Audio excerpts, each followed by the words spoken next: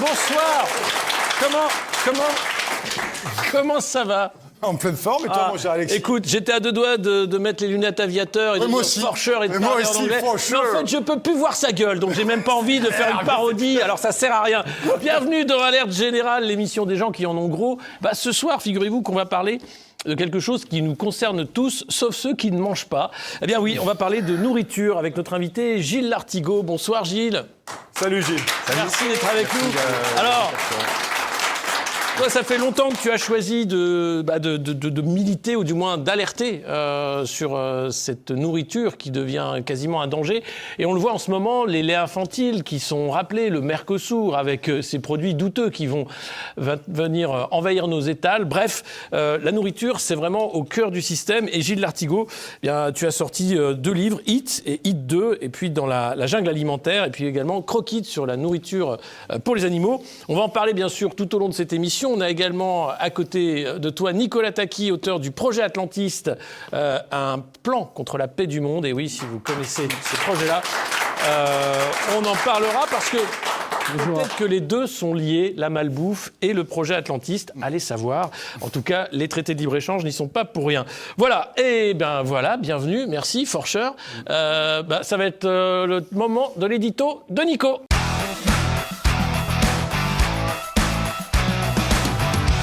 Chers amis, bonjour, bienvenue sur Alerte Générale. Alors on peut l'applaudir. Bah oui, sinon je m'en vais. J'ai l'impression d'être Gérard Larcher, quoi. Franchement. Alors, chers amis, lundi soir, la France a été à nouveau trahie à bas bruit, pas par un coup d'État, pas par des chars, mais par une poignée de députés somnolents dans un hémicycle vide, votant un texte explosif pendant que le pays, il faisait quoi? Il dormait. 157 députés sur 577, moins d'un tiers.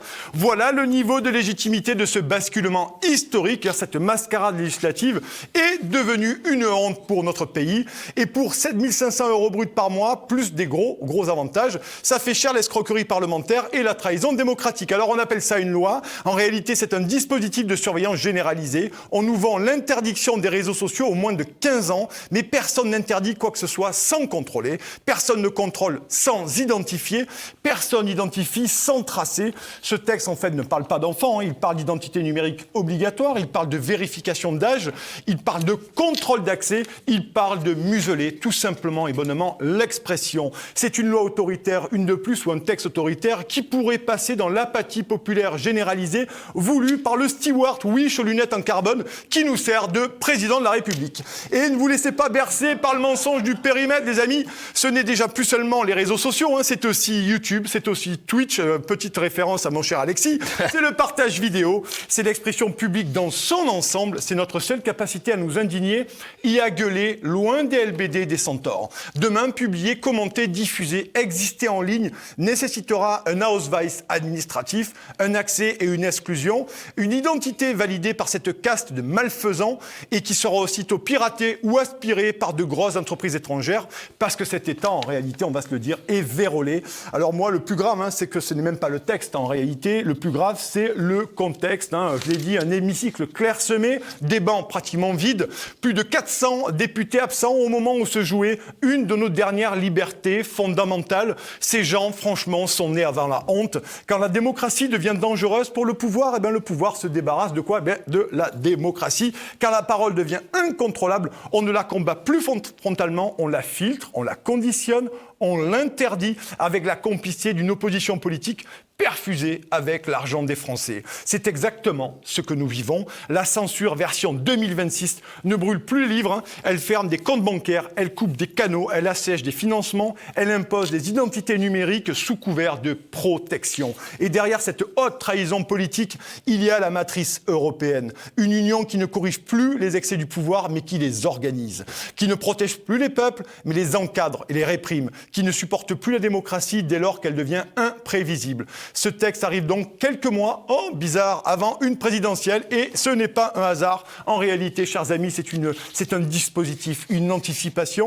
Quand le pouvoir doute, il surveille. Quand il panique, il verrouille et réprime encore une fois. Mais qu'ils entendent ceci clairement, ces gens-là. Nous ne sommes pas des enfants à protéger, nous ne sommes pas des données à certifier, nous ne sommes pas des identités à valider. Nous sommes un peuple libre où nous ne sommes plus rien du tout. Alors nous continuerons à nous exprimer, s'il le faut, sur des bouts de papier, sur des coins de mouchoirs ou sur des post-it. Et tant qu'il restera des citoyens et des médias indépendants courageux, tant qu'il restera des voix non alignées, tant qu'il restera des journalistes qui refusent de se coucher, cette dérive sera exposée, combattus, dénoncés. Alors ils peuvent voter à 157 députés en pleine nuit. Nous serons un jour des millions au grand jour. Ce combat ne fait que commencer et cette fois, ils ne pourront pas dire qu'ils ne savaient pas. Merci.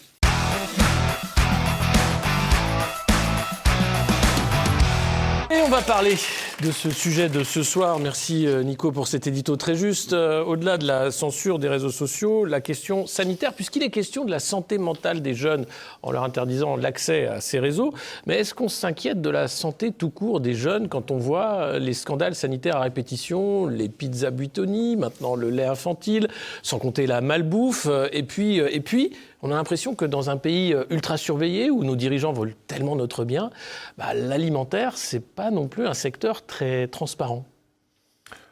C'est une question ? Oui, c'est un état des lieux. D'accord, oui, c'est un état des lieux. En tout cas, moi j'apprécie votre générique parce que ça met déjà dans l'ambiance. Donc on est là pour lâcher un petit peu des informations. Je milite pas en fait, j'informe depuis 10 ans sur je dirais la transformation de notre alimentation depuis les années après-guerre.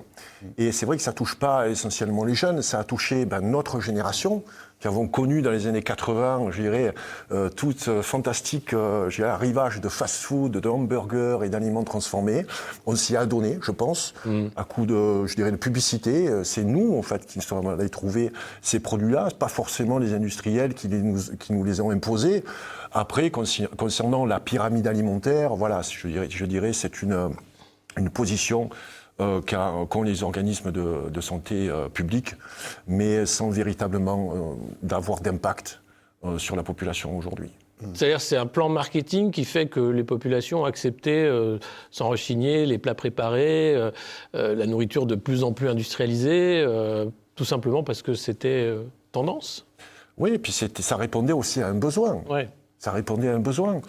On est allé, sur le marché du travail, notamment les femmes, après-guerre. On a déserté la cuisine. On ne nous a pas véritablement imposé le micro-ondes. On nous l'a proposé, c'est nous qui l'avons accepté. On ne nous impose pas de manger des plats préparés comme ça, qu'on sort du congélateur, qu'on va mettre au micro-ondes. Pourquoi ? En général, c'est parce qu'on n'a pas le temps.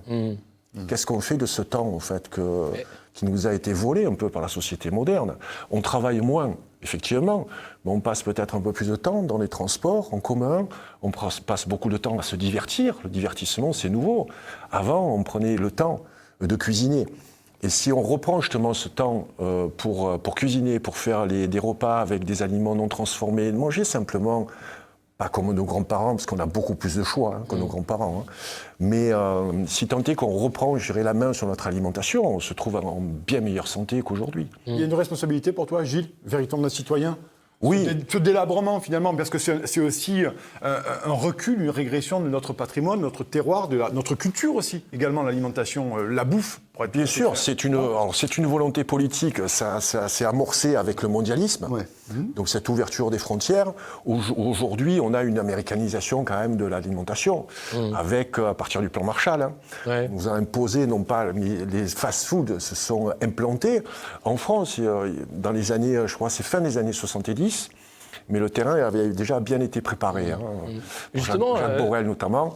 Mais justement, cette américanisation, tu vois, a amené les fast-foods, les aliments transformés, les sucreries également, qui se sont multipliées pendant les années après-guerre. Alors justement, Nicolas Taki, sur le projet Atlantiste, il y a un projet culturel. Est-ce qu'on souffre d'américanisation dans la nourriture également ? Dans la nourriture, mais aussi sur le plan culturel. Et ça, vous avez Zbigniew Brzezinski qui l'avait très bien dit. Il faut américaniser les esprits. En fait, on doit devenir quelque part des sous-américains, des gallo-américains, quelque part. Et pour compléter ce qu'a dit Monsieur Lartigot, on va continuer dans cette direction avec... Avant, on a eu le CETA. Là, on a le Mercosur, et là, nous allons avoir très prochainement ce que Mme von der Leyen appelle la mer des contrats, c'est-à-dire le traité de libre-échange entre l'Union européenne et l'Inde. Ouais. Ça promet. Ça promet effectivement, elle parle d'ailleurs d'un marché à plusieurs milliards de consommateurs, en disant que c'est formidable, justement. Mais pas formidable pour nos agriculteurs, dont il ne faut quand même pas oublier qu'il y en a un qui se suicide en moyenne tous les 2 jours. C'est ça, et puis qui sont réprimés maintenant dans le silence médiatique mainstream de manière assez calamiteuse. Justement, c'est cette question des producteurs, parce qu'on parlait des industriels qui ont offert un produit qui faisait écho. Aujourd'hui, on voit bien la difficulté qu'ont les producteurs de bonne bouffe, finalement, à vendre à un prix juste. La grande consommation aussi, la grande distribution est venue, arriver peut-être aussi comme une boule de bowling dans les quilles et a tout fait voler en éclats. Est-ce que là, il y a un problème aussi sur la façon de consommer, même quand on cherche à se nourrir bien? Est-ce que c'est possible aujourd'hui d'aller chercher des aliments sains? C'est possible. Dès lors que tu mets les aliments transformés de côté, tu te concentres sur les aliments non transformés, que tu reprends du temps pour cuisiner, mais le temps de cuisiner, déjà, on ne sait plus cuisiner. Je pense qu'il y a des informations qui sont perdues en route. En fait, moi, j'ai la référence de ma grand-mère, à la limite de nos parents, mais ça se délite de plus en plus. Et puis, il faut bien comprendre, moi, je suis un féru d'histoire, comme vous, certainement, puisque qui ne connaît pas son histoire, on ne peut pas comprendre le présent. Encore moins anticiper le futur. Donc je me rapporte toujours, moi, à ce qui s'est passé les générations précédentes, notamment ces années après-guerre, qui sont pour moi des années décisives par rapport à ce qu'on vit aujourd'hui. Donc l'agriculture s'est transformée, tu as eu des monocultures, on a eu aussi le remembrement. Le remembrement qui a laissé des traces et des cicatrices encore vives, en Bretagne notamment. Edgar Pisani a voulu faire de la Bretagne une terre à cochons. On le paye aujourd'hui avec les algues vertes, etc. Tout ça, donc, ce sont des décisions politiques. Malheureusement, on n'a pas d'impact et d'influence sur ces décisions politiques. Par contre, on peut choisir de s'alimenter différemment. Alors, ça peut être aussi une question de budget. Vous avez remarqué que les produits bio sont vendus beaucoup plus cher parce qu'il y a une marge déjà plus importante. Il y a certains agriculteurs aussi qui en profitent, il ne faut pas le cacher. Mais cette tendance aujourd'hui au tout bio va pas forcément être comme ça, je dirais à la portée de tous. C'est qu'on peut avoir une alimentation à 2 vitesses selon notre niveau de vie et notre budget. Gilles, c'est intéressant. Est-ce que finalement, ce n'est pas le serpent qui se mord la queue? Tu as parlé très justement de cette paupérisation d'une partie de la population qui ne peuvent plus accéder à une forme de sécurité alimentaire. Tu vois, et ça, c'est une véritable problématique. C'est-à-dire qu'à un moment donné, moins tu as d'argent, plus tu vas sur du top budget, tu prends des manchons de poulet qui sont vendus par 75 à 3,80 €. Je n'ai pas les chiffres, j'exagère un peu, mais tu vois, il y a ce cercle vicieux aujourd'hui qui est engagé. Aujourd'hui, comment reprendre la main? Parce que c'est une vraie question de fond pour nous. Oui, exactement, tu as tout à fait raison. Après, moi, je n'ai pas de solution à apporter. J'avertis juste sur les dangers potentiels. Il y a l'addiction aussi, l'addiction au sucre, qui est la principale des addictions. En fait, c'est un poison qui est légal, le sucre. Mais aujourd'hui, il y a toute cette dérive, avec notamment les aliments transformés. Parce qu'on peut parler des dangers, j'en ai parlé dans le premier livre, sur les perturbateurs endocriniens, sur le bio et sur le non-bio, les traces, je dirais qu'il reste de pesticides, qui sont donc en plus des perturbateurs endocriniens. Mais ce n'est pas, pour moi, véritablement le plus important. Pour moi, le plus important, c'est de se détacher de cette nourriture préparée. C'est quand même fou, et je pense qu'on en parlera avec le lait maternisé, parce que le lait maternisé, en fait, c'est vraiment le symbole de l'alimentation ultra transformée. C'est vraiment un marqueur très intéressant. On a délégué, en fait, notre alimentation à des industriels. Ouais, c'est ça. On a délégué notre alimentation à des industriels. Et maintenant, on reproche quoi aux industriels de nous vendre des produits à bas prix? Les industriels sont là pour quoi? Ils ne sont pas là pour notre santé. Ils sont là pour faire de l'argent. On vit dans un système capitaliste quand même, il ne faut pas se leurrer. Donc, il faut s'en préserver. Mais l'État, l'État a une responsabilité grave aussi là-dessus. Parce qu'il devrait à un moment donné encadrer, punir ces industriels qui ne sont là que pour finalement faire du pognon. C'est un peu le... Non ? C'est la réglementation après de l'économie. Donc, le problème, c'est que, prenons le cas Nestlé Waters, l'État, au plus haut niveau, a couvert, en fait, le fait que les sources Perrier n'étaient pas fiables, en total accord avec la gouvernance de Nestlé. Là, on est dans un État corrompu. On n'est pas du tout dans un État qui va gérer et justement avoir ces alertes sanitaires nécessaires. Bien sûr. Too big to fall. Donc, il protège bien sûr les intérêts. Nestlé, quand même, est une multinationales énormes, hein, notamment dans l'agroalimentaire, bien entendu. Donc forcément, il y a de la corruption, on va couvrir certains scandales. Mais bon, est-ce que le Perrier, c'est indispensable ? Non, rien n'est indispensable. Le pire, c'est Coca-Cola, évidemment. Enfin, des choses qui Perrier Rondelle sur une terrasse, tu vois, à Paris, ou de temps en temps, voilà. Donc c'est ce niveau après d'empoisonnement. Il faut bien le mesurer. C'est pas en buvant juste, je dirais, un petit Perrier qu'on va forcément tomber malade. Il faut remettre les choses à leur place. Ouais. Mais c'est vrai que c'est quand même symptomatique cette affaire Perrier, avec les compromissions de l'État. D'une espèce de dérive de corruption et au plus haut niveau de l'État. Perrier, vous savez exactement que les millions de bouteilles qui sortaient composaient des excréments, on va se le dire, on va se parler vrai ici, concrètement. Et donc il y a un État qui dit c'est pas grave, allons-y, buvez du Perrier et tout va bien, quoi. Et sous couvert, où on a mis le couvercle, pas sur la bouteille de Perrier, mais sur le scandale. C'est certain. Après, il faut voir le niveau d'empoisonnement. Tu vois, on dit qu'il y a des excréments. Il faut remettre les choses à leur place. Tu sais, moi, je me bats beaucoup contre l'eau minérale et l'eau, notamment l'eau de ville. Pourquoi ? C'est vrai qu'il y a des résidus médicamenteux, je dirais même des pilules contraceptives. Hein. Il y a je dirais des particules, des restes dans cette eau de ville, mais principalement, il y a du chlore. On ne se pose pas la question du chlore. Le chlore est là pour aseptiser l'eau. On est d'accord. Il va tuer donc les bactéries pathogènes, mais aussi les bactéries non pathogènes. Quand on prend l'eau du robinet et qu'on la boit, qu'est-ce que ça fait dans notre organisme, à ton avis ? Le chlore. Et pourtant, il y en a une goutte pour 1000 litres, tu vois. C'est quand même un effet très puissant. Donc on ne se rend pas compte qu'on a un empoisonnement lent. Donc j'appelle ça, en fait, le cocktail chimique. Ça peut être de l'aspartame, ça peut être des résidus médicamenteux, ça peut être un excès également de sucre, mais surtout les molécules chimiques, elles sont validées par des organismes de santé, donc il y a comme ça un référent, une autorisation de mise sur le marché, comme pour les médicaments. Et une fois qu'elles se retrouvent dans l'aliment, on ne fait pas de comparaison, c'est-à-dire on n'additionne pas si on boit du chlore, si on prend de l'aspartame. D'ailleurs, l'aspartame, c'est assez intéressant. L'aspartame a un niveau maximal, tu vois. Et le taux d'aspartame n'est jamais spécifié sur les produits, c'est-à-dire que tu ne sais pas s'il dépasse le taux ou pas. C'est extraordinaire. C'est fou. Mais allez, on va continuer, bien entendu. Bien sûr, et on va continuer. Merci à vous, merci public d'être là. Merci Gilles Artigaud. On passe immédiatement, les amis, au grand déballage. Et là, franchement, partagez, likez, parce que vous allez entendre des choses que vous n'entendez nulle part ailleurs.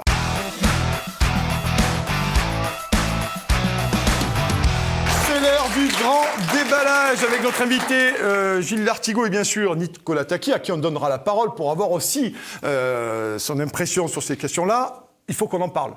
Le scandale du lait infantile. Il faut absolument en parler, c'est un scandale sans nom.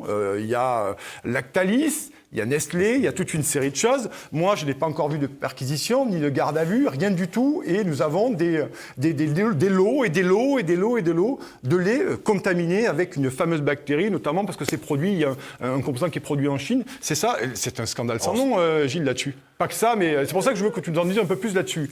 Je suis assez mitigé concernant ce scandale. Bon, il y a eu 2 morts, effectivement. Les causes sont multifactorielles. Il faut savoir que cette bactérie se trouve dans la nature, en fait.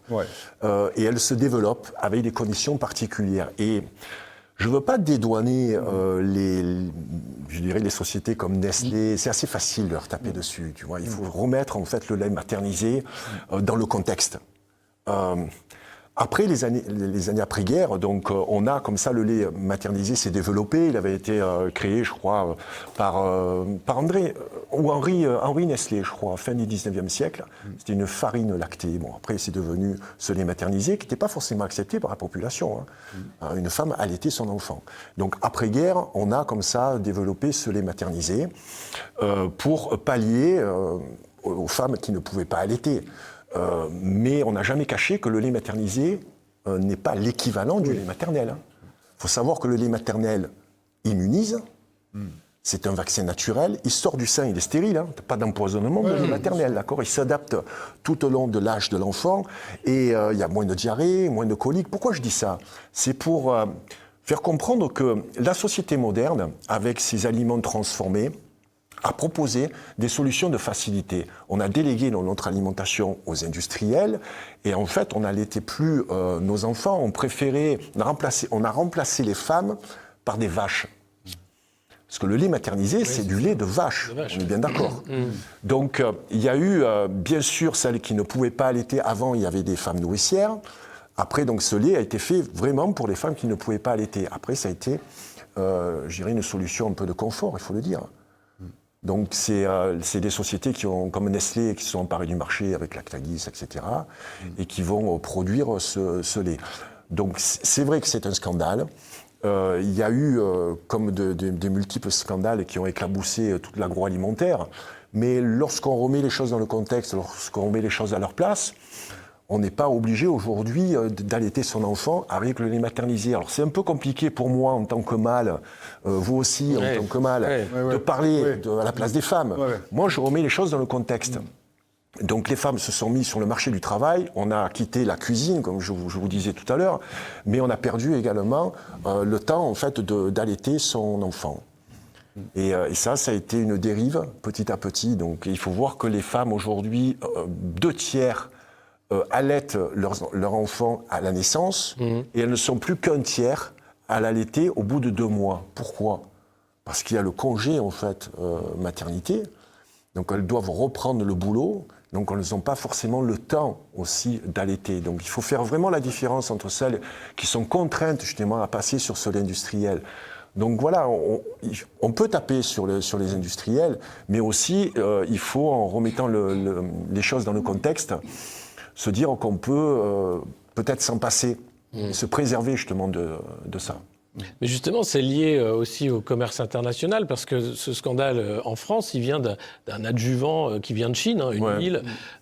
Et il y a eu ce scandale des laits maternels justement tournés en Chine, il y a de ça quelques années, qui avait fait beaucoup de morts, qui avait même ébranlé le pouvoir du Parti communiste central. Et là, en France, on voit que on essaye de passer de côté le fait que aussi peut-être qu'il y a eu un changement dans la composition, qu'il y a ces traités de libre-échange qui poussent aussi les industriels à baisser la qualité pour aller chercher toujours plus de profit. Il n'y a pas de limite, en fait, ça peut aller très loin. Il y a eu Davos, là, qui avait lieu. On parle de viande cultivée en laboratoire.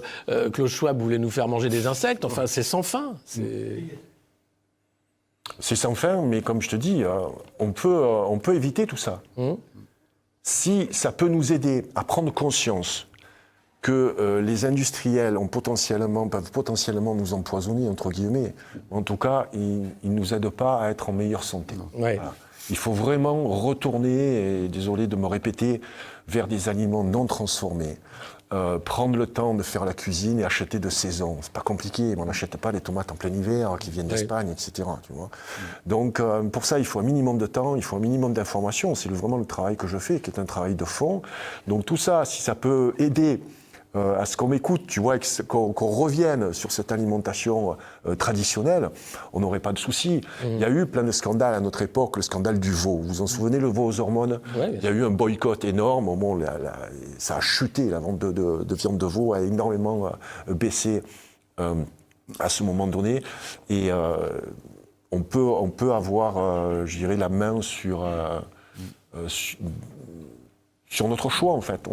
On est capable de choisir. Mais est-ce qu'on est suffisamment informé pour choisir ? Parce que quand on voit le Mercosur qui va faire rentrer de la viande, des produits qui n'auront pas la même qualité, la même traçabilité, les industriels vont pas mettre... ils vont mettre viande provenance UE ou pas, sachant qu'ils peuvent contourner aussi la loi. On n'est pas suffisamment informé, en réalité, de ce qu'il y a dans ces produits. Non, tu as raison. On n'est pas suffisamment informé. Mais concernant la viande, par exemple, qui va arriver par le Mercosur, on est d'accord. Bon. C'est le Brésil, par exemple, donc qui est je crois, le premier exportateur de viande, deuxième producteur après les États-Unis. D'ailleurs, on reparlera des États-Unis. Donc tout ça, il y a des parcs d'engraissement, je crois 50 000, voire 100 000 bêtes aux États-Unis. Bon, c'est une horreur. On peut la repérer, cette viande. Parce que lorsqu'elle va être vendue sur les étals, on va voir viande qui provient du Brésil. Et comme tu disais, ça va être une viande low cost. Donc qui va toucher les personnes qui n'ont pas forcément les moyens de s'acheter cette... de la bonne viande. Mais ça va se retrouver essentiellement dans les plats préparés. Par exemple, des lasagnes où tu as moins de 8% de viande, tu n'es pas dans l'obligation de mettre la provenance de la viande. Donc ça va être... Le danger est là. Mais moi, ça me paraît hallucinant, cet accord du Mercosur, où où on va voir arriver des produits alors qu'on impose à nos paysans, je dirais, une réglementation, une rigueur sanitaire, pour moi, c'est inconcevable. Je ne comprends pas comment on en est arrivé là, en fait. Nicolas Taki, peut-être une réponse là-dessus. Comment on a été arrivé là? Le Mercosur, l'Inde, le Vietnam, le TAFTA, le CETA, tout ça. Faut remercier l'Union européenne. Et pour compléter... On peut applaudir Ursula von der Leyen. Alors on l'applaudit, Ursula, on l'applaudit. Et pour compléter ce qu'a dit Monsieur Lartigot, en fait, on a déjà appris à cuisiner, mais aussi à travailler la terre. On a préféré concentrer tous nos efforts sur les métropoles au détriment de la campagne. Pourquoi? Parce que les métropoles incarnent cette société de consommation, le mondialisme, et de l'autre, la campagne qui incarne l'enracinement, ceux qui sont attachés à la terre, ceux qui la travaillent, ceux qui y vivent. Voilà. Mais quel est le... Ouais. Une deuxième question, et après on redonne la parole à Gilles. Là-dessus, le Mercosur est fait contre toute forme de démocratie. C'est imposé aux pays européens. Comment vous l'expliquez, Nicolas Taki, qu'on nous impose de façon autoritaire, parce que Ursula von der Leyen fait encore la maline sur son compte Twitter en Inde, là-bas, en Calais. Manifestement, elle crache au visage de tout le monde, et elle continue à faire la maline. Comment c'est fait qu'on impose ça, Nicolas Taki ? Comment on impose? Tout simplement, il faut revenir en arrière. Le référendum de 2005 sur la Constitution européenne, que les Français avaient rejeté, et aussi les Néerlandais d'ailleurs. Et les Irlandais, ils ont rejeté le traité de Lisbonne et on les a forcés à revoter. Et qu'est-ce que ça a changé, le traité de Lisbonne? Ça a donné justement un pouvoir juridique à la Commission européenne, ce qui fait qu'elle peut signer des traités qui sera reconnu internationalement. Donc on peut remercier Nicolas Sarkozy, le Premier ministre François Fillon, le gouvernement et l'ensemble des députés et sénateurs qui ont validé ce traité de Lisbonne. C'est fort juste. Oui. Alors, sur la nourriture industrielle, Gilles, toi, tu as fait 2 livres, Eat 2, et puis un retour aussi sur ces années écoulées. Est-ce qu'il y a quand même eu des aspects positifs dans l'industrie? Sinon, on va pleurer.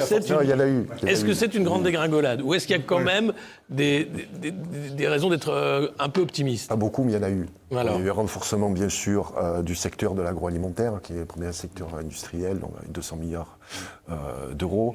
Renforcement, bien sûr, des grosses sociétés comme Nestlé, de ces multinationales. Donc, et il y a eu comme point positif une certaine prise de conscience par rapport à des documentaires, par rapport, je dirais, à des courants. Comme sans forcément le soutenir, mais le mouvement végan, ou tu vois, ce genre de mouvement qui prône une alimentation plus saine. Donc il y a eu également un rapprochement du local, avec un développement des AMAP, par exemple. Il y a eu de plus en plus de personnes qui vont acheter chez les producteurs locaux. Alors, là aussi, ça demande du temps, il faut aller les chercher. Les AMAP, ce qu'on appelle les paniers paysans. Oui. C'est très intéressant, les AMAP, parce que tu ne choisis pas ton panier et tu vas cuisiner ce qu'il y a dans le panier. Mais quand tu te retrouves l'hiver, si tu veux, avec du navet et que tu ne sais pas quoi en faire, tu vois, donc tu... Eh ben, t'appelles Gérard Larcher. Non, tu viens me voir, tu regardes ma chaîne YouTube où tu lis mes livres et je te dis de faire des bonnes soupes, par exemple, tu vois, des soupes comme le faisaient nos grands-parents. Donc c'est de la vraie cuisine avec des aliments qui sont de saison. Donc il y a eu... un développement également des petits producteurs, des petits éleveurs, des gens comme Pierre-Guillaume Mercadal, que vous connaissez bien, des gens qui se sont, je dirais, aussi rassemblés, regroupés dans des associations. Mais pour moi, le point le plus positif, c'est cette prise de conscience depuis 10 ans. Je le vois, il y a une dizaine d'années, on était assez peu à alerter, sans forcément militer, comme je te dis, on informe. Aujourd'hui, je dirais, nous sommes légion à parler de... Ouais. Est-ce que tu penses que la crise agricole, parlons-en, puisqu'elle continue, d'ailleurs il y a eu une répression incroyable à Toulouse hier matin, ce mardi matin, des agriculteurs qui ont manifesté, notamment à la coordination rurale.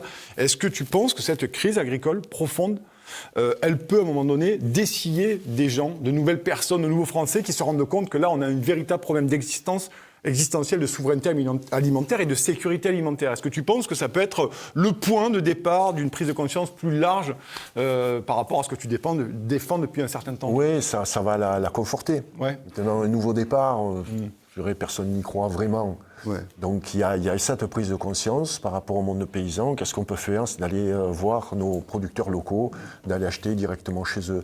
Mais tu sais, malheureusement, les paysans, en fait, d'ailleurs, déjà, il n'y en a plus. Il faut parler des agriculteurs, avec les éleveurs, quoi, tu vois, voilà. C'est plus la paysannerie telle qu'on l'entendait après-guerre. Parce qu'il y a eu, une mort programmée du monde paysan, je pense. Pourquoi aujourd'hui on veut... les accabler et puis les mettre sous pression avec... voilà, vous y avez assisté, vous, à l'abattage donc, du troupeau. Les paysans vont se retrouver endettés. Vous parliez d'un suicide tous les 2 jours, mais moi, je préfère parler des 25% d'agriculteurs qui vivent en dessous du seuil de pauvreté. 25%, tu te rends compte, 1 sur 4. Ouais, pour des semaines de 80 heures, jamais de vacances, surtout. Alors que sans eux, c'est la jacquerie. Oui. Eh oui. Mais non-respect. Et là, donc ces gens-là, qu'est-ce qu'ils vont avoir comme recours, Alexis? Ils de vendre leurs terres. Parce qu'il faut savoir que les éleveurs, les agriculteurs, les éleveurs, on va dire, les paysans, sont propriétaires de leurs terres. Pour l'instant. Oui, pour l'instant, oui. Ouais. Qui va racheter? Et voilà. Parce que la terre n'est pas expansible. Non, et puis il y a effectivement le côté héritage qui fait qu'il n'y a pas de reprise familiale des exploitations. On dégoûte. Là, on va faire des chèques pour... c'est le suicide assisté d'une profession. Alors, écoutez, vous êtes le dernier, mais c'est pas grave. Les enfants ne veulent pas reprendre de toute façon, puisque c'est une vie difficile. Et effectivement, c'est pas pour tout le monde. Mais la question du paysanne, elle est aussi liée, je pense, à la grande distribution, qui a créé une pression énorme et qui n'achète pas au juste prix ces produits. Exact. Mais la grande distribution, ça a commencé dans les années 60. Oui, c'est la même chose. C'est la même chose. Tu vois, c'est une évolution. Quand tu t'intéresses à l'histoire, c'est vraiment passionnant parce que tu comprends ce qui se passe aujourd'hui. Donc les paysans vont devenir sans doute des salariés. De grosses boîtes qui vont, ou d'étrangers peut-être, qui vont racheter les terres, qui vont comme ça mettre les outils, qui vont mettre les moyens aussi d'investir, peut-être dans du bio aussi, mais on ne veut pas de paysans comme on les entendait au siècle passé. Pourquoi? Parce qu'un paysan, il est indépendant. Il n'a pas besoin forcément de l'État, ou il n'a pas besoin, tu vois, il est propriétaire de ses terres, il produit la nourriture, c'est une indépendance qui ne plaît pas aujourd'hui. On ne peut pas le contrôler. Exactement. Non, et ça, c'est clairement un vrai problème. Alors, il y a quand même peut-être aussi un autre point d'optimisme, c'est de voir qu'aux États-Unis, pays de la malbouffe, avec Robert Kennedy Jr., il y a le Make America Healthy Again, une prise de conscience. Alors lui, ça fait des années qu'il milite pour justement la nourriture, la santé, que la nourriture est clé dans la prévention et dans la bonne santé. Et ça, c'est étonnant de voir ça aux États-Unis. Et d'ailleurs, il faut voir comment est traité Robert Kennedy Junior en France. Alors on le traite de complotiste, de ce qu'on veut. Anti-vax. D'anti-vax, évidemment, alors que lui-même n'est pas anti-vax. Il explique simplement qu'il a de forts doutes sur l'ARN. Mais c'est impressionnant de voir comment cette personne qui œuvre pour le bien est traitée par la presse grand public comme étant un monstre, quasiment. C'est normal, puisqu'il est dans le gouvernement Trump, donc oui. il va être bon, tu vois. Mais c'est intéressant. Alors je ne sais pas si dans le laps de temps, il va pouvoir faire pression sur les groupes comme Mayo, etc. Cool. Moi, je vois c'est le programme, c'est Eat Real Food, s'il vous plaît, parce qu'ils utilisent le mot Eat aussi, donc Eat Real Food, donc manger de la vraie nourriture. Ok, ils inversent la pyramide alimentaire, ils mettent la viande en premier, si tu veux. Ok, mais quelle viande ils mangent aux États-Unis? Tu vois, c'est là où il y a le gros parc d'engraissement, c'est 100 000 bêtes, hormones de croissance, antibiotiques, et tout. Tu vas manger quoi? Tu manges pas la viande de Robert Kennedy Jr., qui doit acheter son steak peut-être à $35 le kilo. Oui, ou un producteur qui connaît. C'est compliqué parce qu'on est allé très très loin aujourd'hui dans l'industrialisation. Donc que ce soit les monocultures, que ce soit les élevages. Regarde aujourd'hui, on est en pénurie d'œufs. Bon, moi j'ai la chance, on a une dizaine de poules, donc ça me suffit à ma consommation. Je suis un gros consommateur d'œufs. D'ailleurs, si on a un message à faire passer au public, c'est que acheter des œufs avec le label bleu blanc cœur, parce que c'est des œufs qui sont enrichis en oméga 3. Alors, même le blanc cœur, il y a de l'industriel, on est d'accord. Mais déjà, il y a un rapport oméga 3, oméga 6 qui est très intéressant. Bon. Donc, tu vois, en France, on peut avoir quand même de la bonne nourriture. Ouais, c'est ça. L'œuf, c'est la protéine la moins chère. Comparativement à toutes les protéines disponibles sur le marché. Et on est en pénurie d'œufs. Donc, le projet, c'est 300 usines de production d'œufs. Ce sont des usines, en fait, à poulets. Il va y avoir 10, 20 000 poulets, donc des poules pondeuses, etc. Bon, la France est un des premiers pays à avoir interdit l'élevage en cage. C'est très bien. Bon. Oui. Mais j'ai vu un reportage avec cette première usine de production d'œufs, le voisinage, déjà, ils sont comme des dingues. Déjà, les maisons sont infondables. Ça sent l'ammoniac. Il y a le bruit des ventilateurs, etc. Moi, je suis allé, je me suis rendu dans ces usines-là. J'ai filmé de façon clandestine pour voir réellement la production.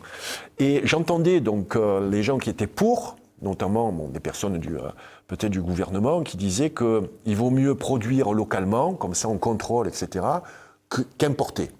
Ce qui n'est pas faux. Oui. Mais tu produis dans quelles conditions ? Oui. Comment on peut aujourd'hui assurer la souveraineté alimentaire, en fait ? Mais elle existe déjà. On produit assez pour nourrir toute la population au niveau de l'agriculture. On peut produire quasiment tous nos besoins avec les produits qu'on va transformer. Donc la souveraineté, elle existe en France. Ouais. Mais le problème, c'est qu'on en exporte. On exporte surtout le bon, soit les vins, etc. Tu vois. Et puis on va importer ce qui est low cost, notamment les produits du Mercosur. Et tout ça, c'est à cause du mondialisme et à cause, bien sûr, de l'Union européenne. L'appel. Réponds, on ne sait jamais. Allô ?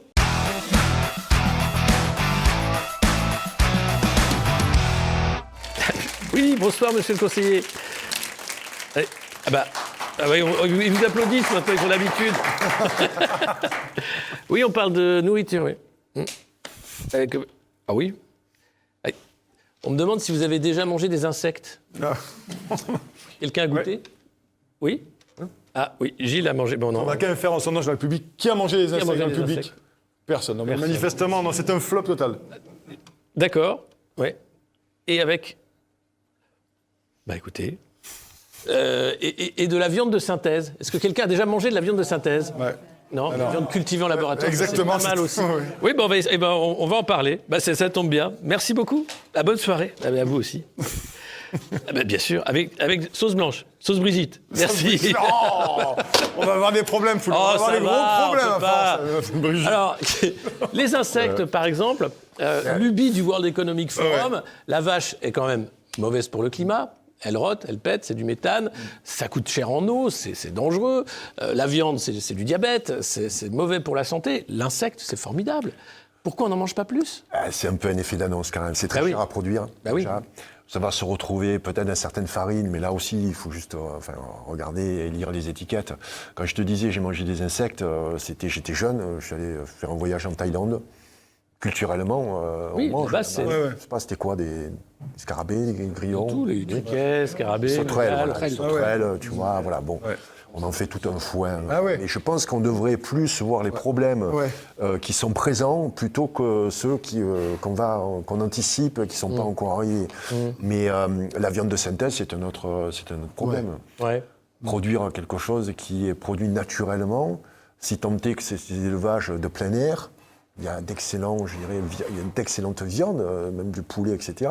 Si tant est qu'on respecte l'animal, c'est-à-dire son environnement naturel, et qu'on ne donne pas des aliments OGM. Il y a le problème de l'alimentation de la vache, c'est ça en fait. Le fait de ne pas avoir de pâturage, et donc l'ensilage, le faire manger des graines, voilà. C'est une horreur. On est ce qu'on mange. Mais les animaux sont ce qu'ils mangent également. Donc, je ne parlerai pas des croquettes pour les chiens. Croquettes sur l'alimentation animale. Mais là, on a fait une interview avec Nicolas, c'est le summum quand même. Au niveau conflit d'intérêt, au niveau, tu donnes à manger en fait des aliments déshydratés à ton animal matin et soir. Donc, mais ça fait partie de cette logique d'alimentation facile, qui ne prend pas beaucoup de temps et qui est moins onéreuse quelquefois. Et il faut se demander pourquoi c'est onéreux. Eh bien, on va se le demander, bien entendu, avec Gilles Lartigot, Nicolas Taki qui est là également. Mais on va maintenant parler de nos amis à qui on a envie de faire des petits bisous. Hein. Vous savez, c'est dans l'heure des comptes. Immédiatement, l'heure des comptes, on va se régaler.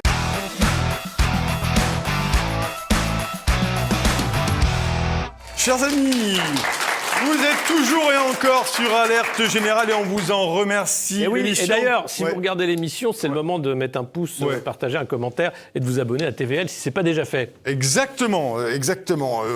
Saine recommandation. Maintenant, on va vous montrer 2 vidéos, vraiment des vidéos de copains, des gens qu'on aime beaucoup. La première vidéo, vous le savez, hein, c'est Choupinet premier. C'est le Macron en lunettes aviateur au carbone. Vous allez voir, c'est que du bonheur qui veut interdire les réseaux sociaux. Je n'avais parlé de mon édito. C'est quand si on en discute après. On interdit les réseaux sociaux aux moins de 15 ans et on va interdire les portables dans nos lycées. Je crois que c'est une règle claire pour nos adolescents, claire pour les familles, claire pour les enseignants et on avance.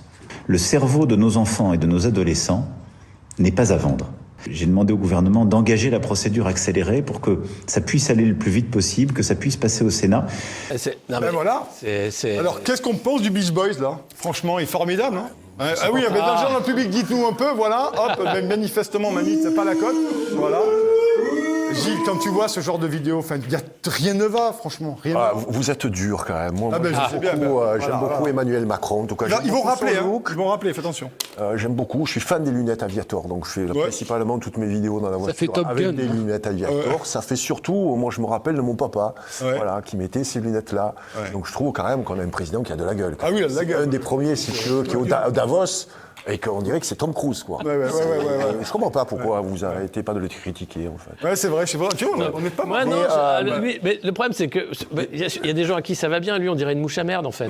T'as juste envie de prendre une tapette et de dire Je trouve qu'il y a beaucoup de parti pris dans cette émission. Et notre président devrait faire des outfits aussi. Il paraît que c'est très populaire. Exactement, il devrait en faire. Nicolas Taki, là-dessus, quand même.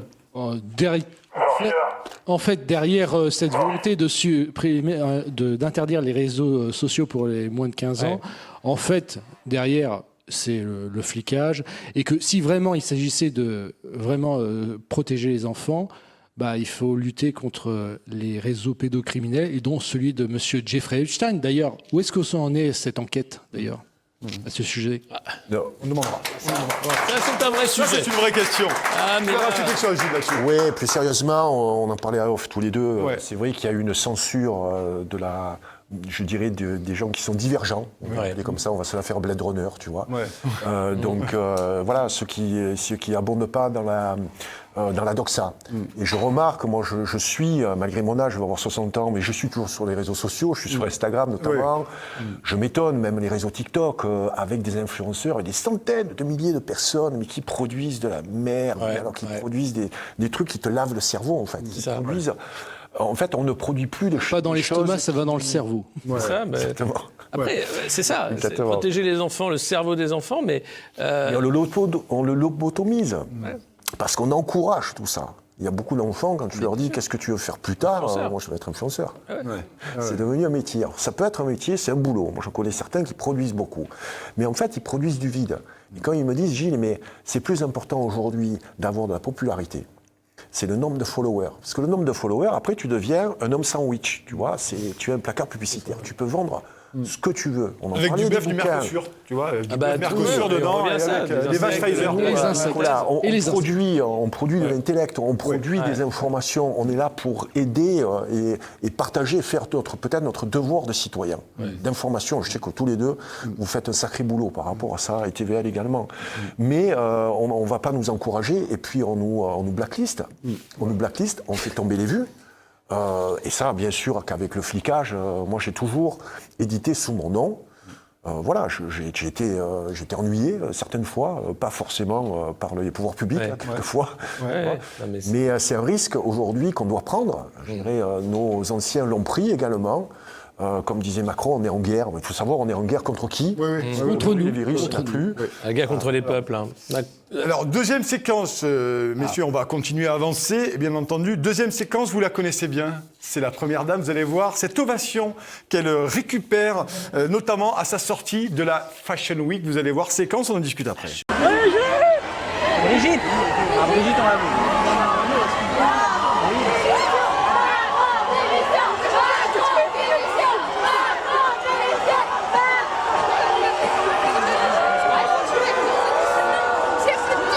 Alors, c'est une vidéo contexte, cette vidéo, elle sort du défilé d'un grand couturier à la Fashion Week il y a quelques jours, et elle est sifflée, Brigitte Macron. Elle était avec d'ailleurs son ami Bernard Arnault, notamment, qui était là, pas loin.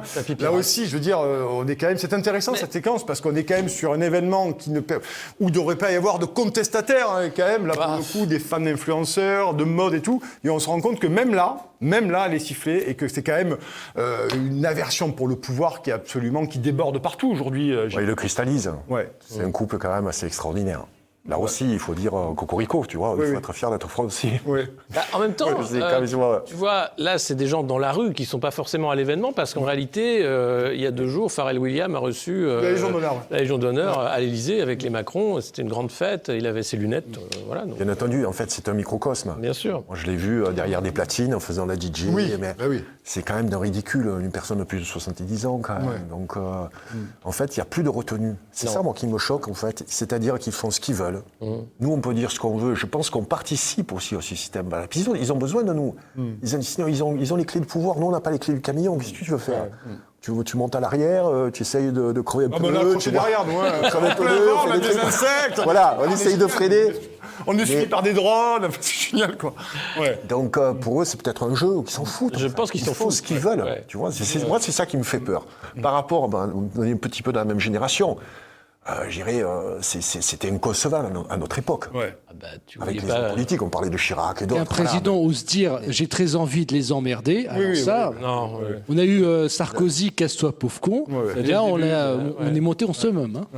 Et d'ailleurs, cette séquence avec Brigitte Macron et Didier Deschamps, d'ailleurs, le sélectionneur français, c'était pour une soirée pour les pièges jaunes. D'ailleurs, où sont les pièges jaunes, Brigitte? On aimerait savoir où sont ces pièges jaunes. Alors, 2 millions sont partis à l'association e-enfance de Madame Atlan, qui est une amie de Brigitte, qui milite d'ailleurs pour la censure des réseaux sociaux pour les moins de 15 ans. Formidable. Le reste, je ne sais pas. Oui, on demandera, en tout cas, où sont les pièges jaunes, Brigitte? On aimerait savoir. Mais effectivement, c'est une régression totale de ces gens qui vivent dans un monde qui n'existe que pour eux-mêmes. Je ne sais pas s'il y a une régression. Je sais pas. Tout va bien, Madame la Marquise. Je ne sais pas si c'est une régression. En fait, c'est une évolution. Une évolution, ils font ce qu'ils veulent.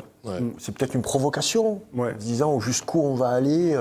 Il y avait Édouard Philippe qui avait dit à un moment donné, tu te souviens, là ça va pas passer, en fait c'est passé. Oui, c'est mai 2021, c'était les mardis de l'ESSEC. C'est une conférence qui a été faite. Malheureusement, lorsque j'ai vu les parents masquer leurs enfants, la fameuse rentrée, voir des gens à Marseille qui se baignaient avec le masque. Putain, on a oublié tout ça. Mais on l'a oublié. Ouais, mais franchement. Moi, j'ai pas oublié. Rester assis parce que sinon tu vas choper le virus. Boire le café. Signer le truc. Là, je pense que moi, je suis passionné par l'ingénierie sociale. Tu vois, tout ce qui est Noam Chomsky, même la manipulation des masses, manipulation des foules, etc. Le test de Milgram aussi. Oui, bien sûr. Et ça, en fait, on le vit. On le vit au quotidien. Moi, je vis une série Netflix tous les jours. Mais c'est Black Mirror, tous les jours. Tous ensemble. Mais c'est extraordinaire. Bientôt le Netflix français. Ça s'appelle Macron. Alors, c'est très intéressant, peut-être on n'a plus le temps, mais on n'a plus le temps, on se met une minute. Non, mais le divertissement, c'est la clé, en fait. Le divertissement, c'est la clé. Tu n'éduqueras pas la nouvelle génération à l'école. Tu vas l'éduquer avec ça. C'est pour ça qu'ils veulent le contrôler aujourd'hui. Tu vois, regarde, c'est pas pour appuyer Philippe de Villiers, mais lorsqu'il parle des rois de France, tu peux faire un Game of Thrones. En fait, Game of Thrones, c'est inspiré des rois de France. Donc tu peux faire un Game of Thrones français en racontant ce fameux roman national. Les rois maudits. Une série sur Napoléon aussi. Oui, mais... Alors... justement, divertissons-nous. Divertissons-nous, on va changer de chaîne. On va zapper. Allez zapper tous ensemble, mais on va se régaler, vous allez voir ce que du bonheur.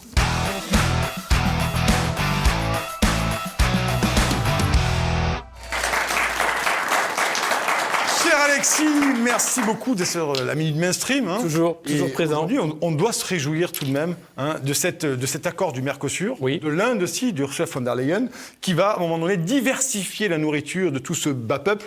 Ce bas peuple-là. Enfin, les Français en général. Un peu cabossé, toujours ronchonne finalement, avec du bœuf qui vient d'ailleurs, du bœuf exotique, de nouvelles saveurs dans la bouche. C'est quand même une grande chance. Et pour ceux qui sont contre le Mercosur, à un moment donné quand même, c'est regrettable. Il faut savoir ce qu'on veut. Alors quand même, on apprend cette semaine que les Français sont en passe d'être les plus pauvres en Europe, derrière les Polonais.